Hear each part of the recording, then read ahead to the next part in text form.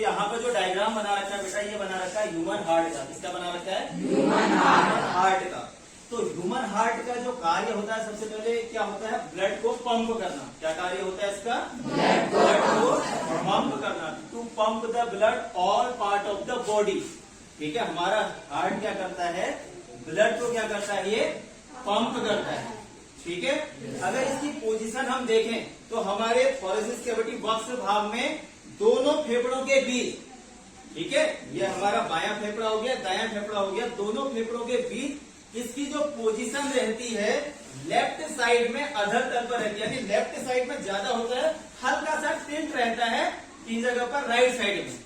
तो दोनों हृदय के दोनों फेफड़ों के बीच बाएं साइड को इसकी पोजीशन होती है।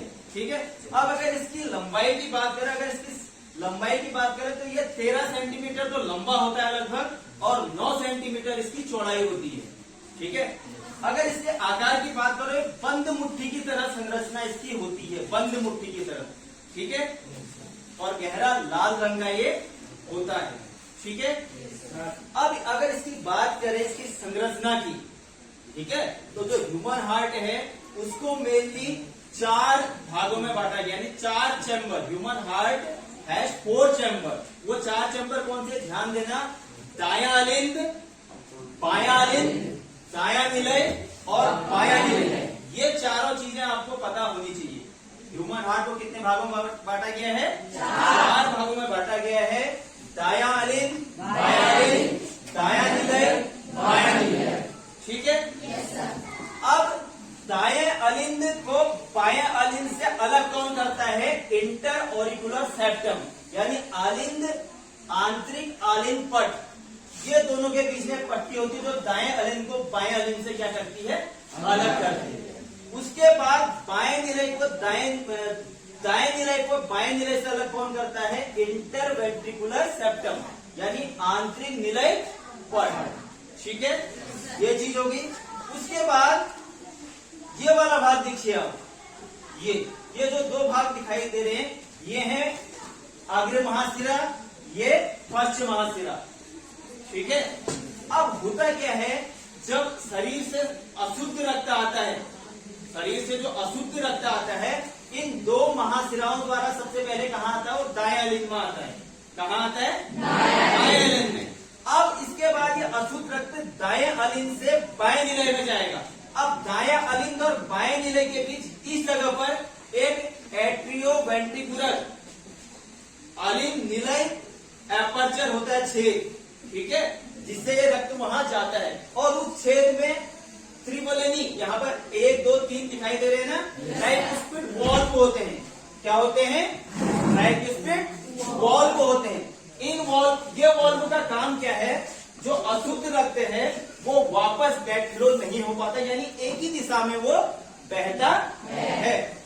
अब इसके बाद ये जब रक्त दोनों महाशिराओं से दाएं अलिंद में आया, और उसके बाद कहा जाता है ये दाएं निलय में। कहा जाता है? दाएं निलय में। दाएं निलय में। अब दाएं निलय के बाद यहाँ मैंने एरो दिखा रखा, एक एरो, ये है पल्मोनरी आर्टेरी, यानी फुफ्फुस धमनी। ठीक है, ये पल्मोनरी आर्टेरीज क्या करती है? अशुद्ध रक्त को, इसको अशुद्ध रक्त को हमारे लंग्स, फेफड़ों में ले जाती है शुद्ध करने के लिए। लंग्स में इन रक्त का शुद्धिकरण होता है। अशुद्ध रक्त का मतलब क्या होता है? ब्लड दैट कैरी CO2, यानी इस ब्लड में सबसे ज्यादा क्या होगा? CO2 होगा, इसलिए इसका कलर मैंने हल्का ब्लू दिखा रखा है। चौक की थी इसलिए इसका कलर उतना ब्लू नहीं आ रहा है, लेकिन आप जब दिखाओगे तो ब्लू कलर में इससे दिखा सकते हो। ठीक है, तो ये रक्त यहाँ से शुद्ध होने कहाँ चले जाता है बेटा? पल्मोनरी आर्टेरीज में। आप सभी लोगों को एक चीज क्लियर करा दूं, यहाँ पे जो हमारी आर्टेरीज होती है, धमनियां, वो हृदय से शुद्ध रक्त को सभी भागों में ले जाती है, लेकिन एक अपवाद है, जो पल्मोनरी आर्टेरीज होती है वो अशुद्ध रक्त को हृदय से कहाँ ले जाती है? फेफड़ों में। क्यों ले जाती है? प्योरिफिकेशन ऑफ ब्लड, यानी रक्त के शुद्धिकरण के लिए। उसके बाद ये जो यहाँ रक्त गया लंग्स में, लंग्स यहाँ पर दिखा नहीं रखे मैंने, ठीक है, तो लंग्स से वो रक्त शुद्ध होकर पल्मोनरी वेन से कहाँ आएगा? बाएं अलिंद में आएगा। ये दिखा रखा है ना, यहाँ पर 2 छेद होते हैं, कहाँ आएगा? पल्मोनरी वेन में। कहाँ आएगा? पल्मोनरी वेन में। ठीक है।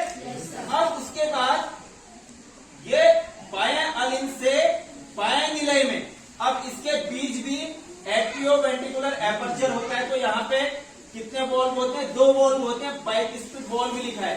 ये ब्लड के बैक फ्लो होने से बचाते हैं, एक ही दिशा में ब्लड जाएगा। यानी जो शुद्ध रक्त फिर पल्मोनरी वेन से कहा या बाएं अलिंद में, और बाएं अलिंद से वो कहाँ आ रहा है? बाएं निलय में। समझ रहे? अब इसके बाद बाएं निलय से ये शुद्ध रक्त, ये दिखा रखा था देखो इसके बीच, ये शुद्ध रक्त महाधमनियों द्वारा पूरे शरीर में चले जाता है। यहाँ पर मैंने महाधमनियां दिखा रखी हैं। महाधमनियों द्वारा कहाँ चले जाते हैं? पूरे शरीर में। ये धमनियां आगे जाके किसमें बढ़ जाती है? शाखाओं में बढ़ जाती है। शाखाओं में बढ़ जाती है तो उसके बाद ये कहाँ को चले जाते हैं? धमनियों द्वारा पूरे शरीर में चले जाता है। तो इस प्रकार मनुष्य के शरीर में रक्त का क्या होता है? परिसंचरण होता है। यानी अशुद्ध रक्त कहाँ से आएगा? एक बार और मैं शॉर्ट में बता रहा हूँ।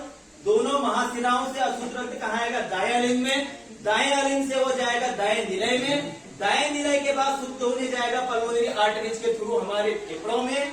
फेफड़ों से शुद्ध होकर पल्मोनरी वेन फुफ्फुस शिरा से आएगा वो बाएं अलिंद में, और बाएं अलिंद से आएगा बाएं निलय में। बाएं निलय का पेशी स्तर हृदय में सबसे ज्यादा मोटा होता है, और इसके बाद ये यहाँ से महाधमनियों के द्वारा हमारे पूरे शरीर में चले जाता है। और उसके बाद शिराओं द्वारा वापस अशुद्ध रक्त कहाँ आता है?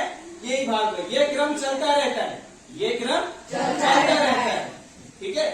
इसीलिए अब मनुष्य में जो ब्लड का सर्कुलेशन होता है बेटा, वो डबल सर्कुलेशन होता है। क्या होता है? यानी दोहरा परिसंचरण तंत्र। वो क्या होता है? क्योंकि इसमें 4 चैम्बर हैं, तो रक्त अशुद्ध और शुद्ध रक्त अलग अलग रहता है। अगर आप देखेंगे हृदय के दाएं भाग में कौन सा रक्त आ रहा है? अशुद्ध रक्त, जिसमें CO2 है, और बाएं भाग में कौन सा रक्त है? शुद्ध। ये चीज ध्यान देना।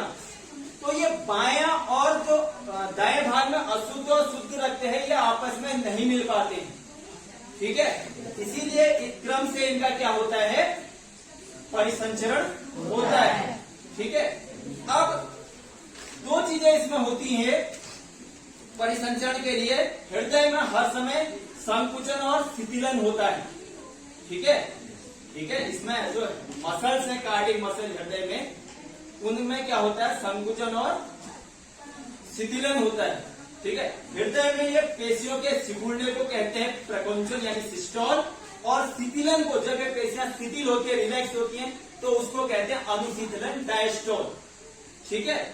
तो जब आलिंद वाले भाग हैं, जब ये शिथिल होते हैं तो इनमें आके रक्त भरता है, और निलय वाले भाग के शिथिल होने से निलयों में भरता है। अब इसका उल्टा, ठीक है, जब इन भागों में प्रकुंचन होगा, ठीक है, यानी संकुचन होगा पेशियों में, तो रक्त आलिंद से कहा जाएगा? दाएं निलय में, और दाएं निलय से कहा जाएगा? पल्मोनरी आर्टरी में। फिर वो पल्मोनरी वेन के थ्रू आएगा कहाँ? बाएं अलिंद में, और बाएं निलय में जाके फिर पल्मोनरी आर्टरी के थ्रू पूरे भागों में चले जाता है। समझ में आया? किसी का कोई क्वेश्चन?